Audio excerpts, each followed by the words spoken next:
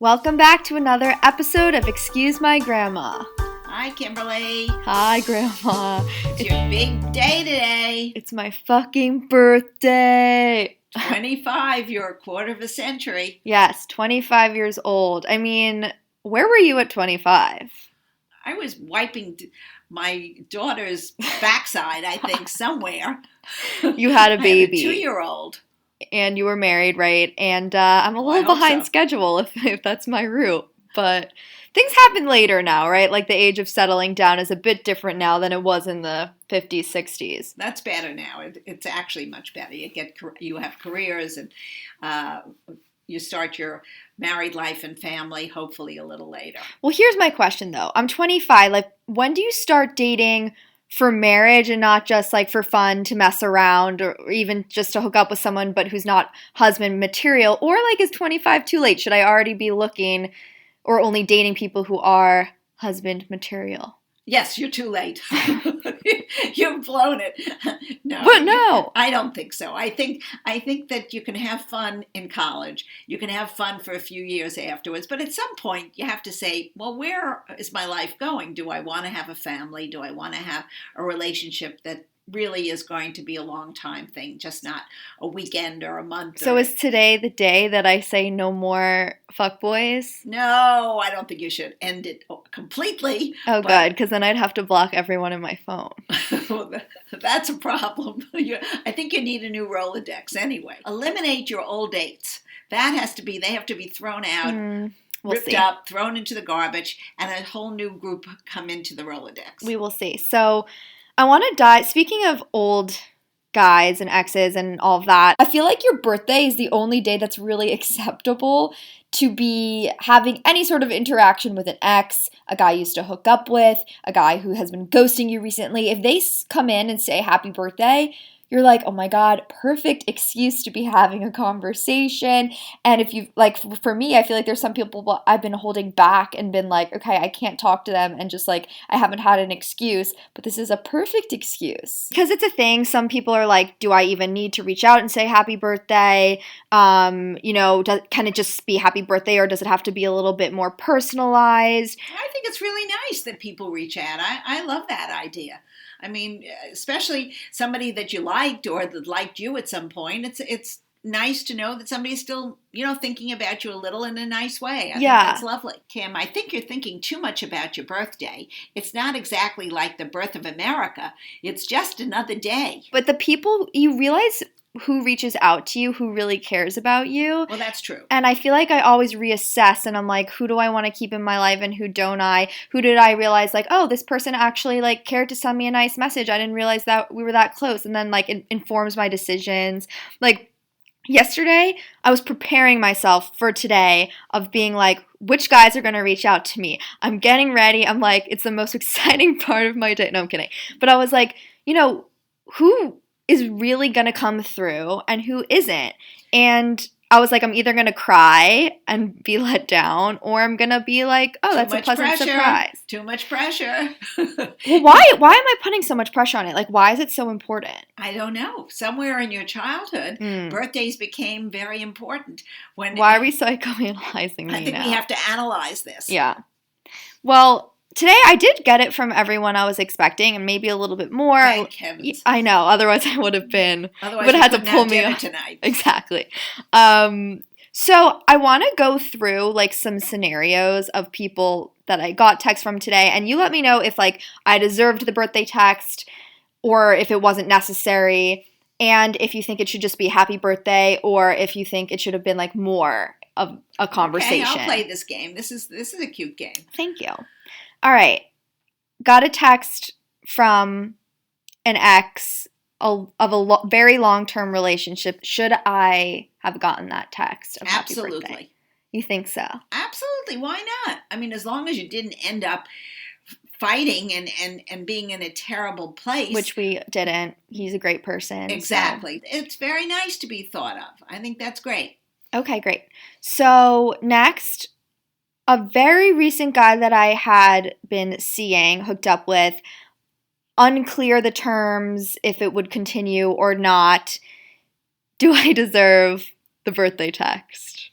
I don't know, and I don't know the circumstances. The circumstances, we had good chemistry. He was really nice. Well, if he was so nice, why aren't you still going out with him? Fair question. A short text in that case is probably sufficient. Do I want more? Obviously. Am I going to get it? No. Okay, lastly, a guy that I dated, was hooking up with in the last year, ended on not the best terms. Did he text you? I'm not telling. Do you think that he should have? No. I think he figures it's over and why bother? He texted. Uh-oh. And it turned into like a cute little great combo. All right. Okay. You know what? That give him more. Give him credit for. Ooh, you know who you are. You won some brownie points today. He's gonna be. I don't know if he listens. Okay. Back in your day, though, obviously, guys you dated couldn't just text you happy birthday. Like, did you get a phone call, or was since it's more of like a hassle to actually call someone, then you can't just say happy birthday. It requires a full conversation with that person. Did they skip the phone call altogether?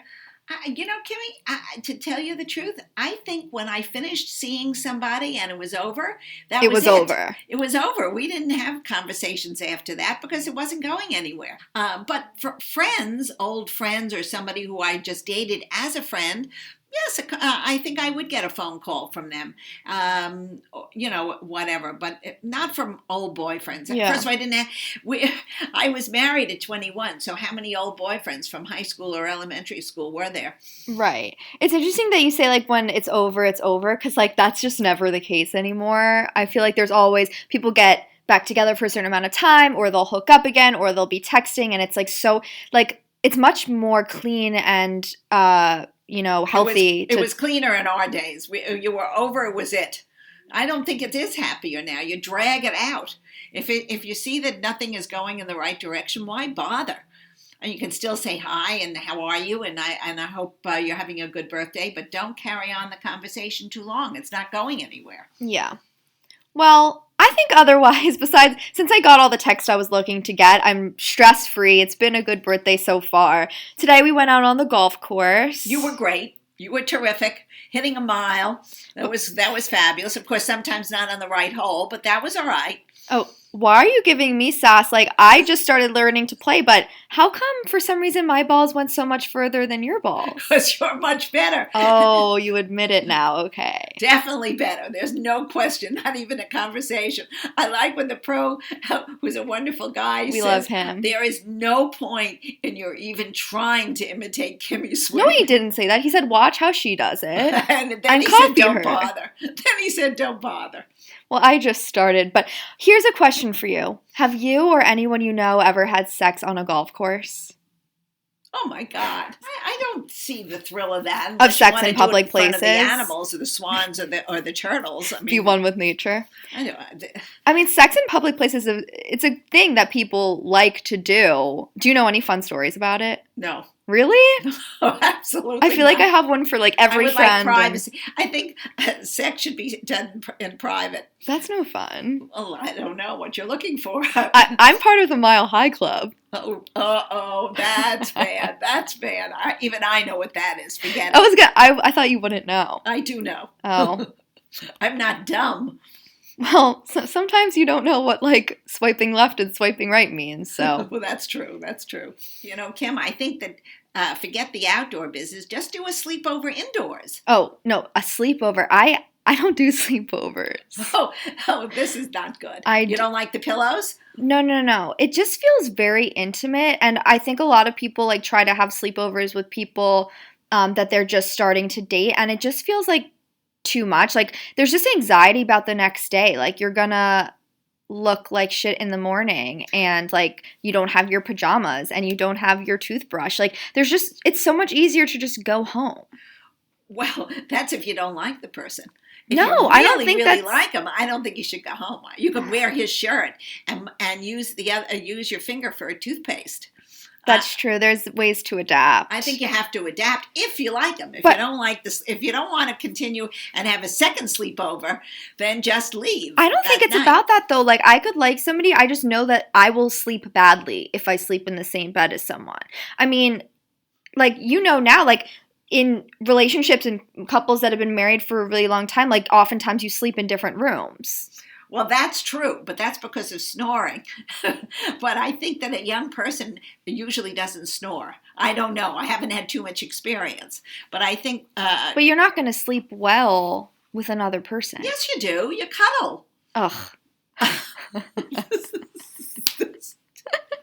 It's never just like an easy night's sleep. Like, if you're not in your element, if you're not in your own bed, like people like to have a light on. They like certain things. Once actually, You've got to get over this. I don't know like what trauma happened to me here, but no, I was having a sleepover with somebody, and we're about to go to bed. I'm like, okay, I liked this guy, so I was like kind of into the fact that we're having a sleepover, and he goes, Alexa, play night sounds. I'm like, what? Crickets on Alexa going off. Not for like until we fall asleep, the entire night until like 7 a.m. I swear to God, I did not sleep. I stared at the ceiling, listening to the crickets until 7 a.m. Kimmy, I guess if you're still listening to crickets at 7 o'clock, then I guess you weren't in the mood to get up and make breakfast. Oh yeah, that's another anxiety. It's like if you're sleeping over, you can't just leave right away. Like you have to do a breakfast together. Are you going to go out? How many hours in the morning are you going to spend together? Or is it just like a quick coffee in bed? There's just so much politics here. I don't think you're ready right now to have a sleepover. You better just keep it platonic. Don't do anything serious. I don't know, though. I thought we just had the conversation. 25's the time to get serious. Well, maybe for you it's 26 or 27. Don't rush. Okay, I want to end the episode with 2 questions that I've gotten from guys this week, because I feel like we've heard some stuff from girls. I want some stuff from guys. Okay, so he says, I'm a 24-year-old guy living in NYC. I get this text from somebody who lives in my building. He sent me a screenshot. How do I tell her respectfully not interested if I look the girl up and I'm not into it? Obviously, I dug myself the hole here and I'm going on the date, but how do you handle this situation? So basically, he's saying he looked up the girl, saw her picture, knows that he's not physically attracted to her, but this was a setup, so how can he say to someone who is doing him a favor, I don't want to go at all? Well, I think that's so superficial of this young man. I think he should, she lives in the building. What would be a big hardship to go out, have a drink, or just have a glass of wine in either one of their apartments? And if they, sometimes a person that you don't think is really, really attractive becomes very attractive once you get to know them. So I really wouldn't judge people on a first look on a website. Okay. I mean, I do agree with you to some extent. Like, you could have a really great chemistry or connection with someone, but someone you could look and you just know. Oh, I don't think that's possible. I think that's much too much. What? You're pretending like looks don't matter. Looks matter for a quick second, and then once you know somebody, you can be the most beautiful or handsomest person in the world, and once you know them, you could say, "Oh God, they're awful." So I don't think you should judge people like that. It's more about their character and whether you have fun with them and enjoy their company. Yeah, you superficial loser. No, I'm kidding. Okay. I didn't say that. I'm saying it for you. Okay, so this one is actually from my good friend. I won't out him, but he was swiping on Hinge. You remember what Hinge is? I think it's a dating service. It is. Okay. And he came across a wide range of women with very interesting names that he deemed undateable names. He made a list in his phone, multiple pages of names that he just would never date. This guy's got to get a life. I told him, I'm like you're going to forget the kind of name that you don't like, that you have to make note of it? Won't you just know when you meet someone? But anyway, is it fair to rule somebody out by a name? I don't. I think this poor guy needs some help. He has to go to talk to a shrink immediately. I mean, what's in a name? A name could be anything. So, I mean, that's so silly. Okay, but like he gave me some examples. I don't think we should say any. It could be somebody who knows. That's true, but they're kind of crazy names. Okay, let's hear one. Okay, like Noam. Okay. Or like Giddy. Well, this fits with the times now. We have to be modern. Everybody is sort of mixing different alphabets like North and East and South. And, right. But I like those kind of names, like nature, interesting names. Well, you didn't like them until you knew they belonged to the Kardashians or somebody like that. So right. forget it. It's just, the more familiar you get with a name, it doesn't sound funny anymore. But I think this fellow needs to just focus on the person and stop worrying about their name. I agree. I mean, it's just hard when you're looking at a dating app and you have a picture, a name, and, maybe a few other things. Like, what else are you basing it off of? Well, you know what? The more I listen to you and the more I hear what's going on in the dating scene today, it's so much better to get fixed up on a date by some friend or relative than these dating services, because you don't know who they are. Hopefully, most of them are nice people, and you have a 50-50 shot of having an enjoyable time. But you can't only date by apps. You have to really go. Don't knock it till you try it. Also, where's like some people don't have people to set them up with. Like you claim you have, as a Jewish grandmother, every day when I was in a relationship, I have someone to set you up with. My friend's grandson. The day I'm single, I don't really have anyone for you. They all got terrible. When I thought about it, in reality, they weren't so good anymore. The grass is always greener. Exactly. Well, Kimmy, I hope your 25th birthday was a fun day. It'll be one of many more to come, and we're just going to have fun and laugh, because that's all the world is about. So put on your birthday hat tonight and shake your booty. Shake my booty? Are you gonna shake your booty? Are you going to dance with me at Bill Bouquet? Absolutely. Should we wear matching outfits? That would really be scary. I'll take a picture for the Excuse My Grandma Instagram. Have and show fun. You guys. So you can email us, guys, and ask your questions, excusemygrandma@gmail.com. We also have a newsletter, so we can notify you guys anytime there's a new episode. So you can find that on our website. That's excusemygrandmapodcast.com.